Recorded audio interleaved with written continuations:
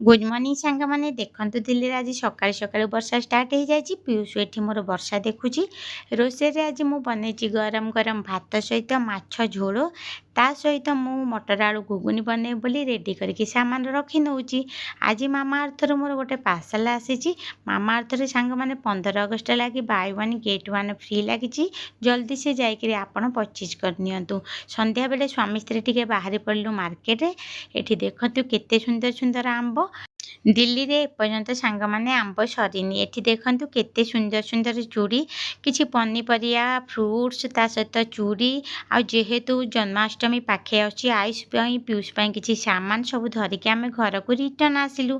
मु आपण माने को देखौछि मु कोन सब सामान धरिके आसीछि देखंतु केते सुंदर सुंदर चूड़ी ता सहित पीयूष को मु श्रीकृष्ण बनिया पई ता पई किछि सामान भी आनिछि।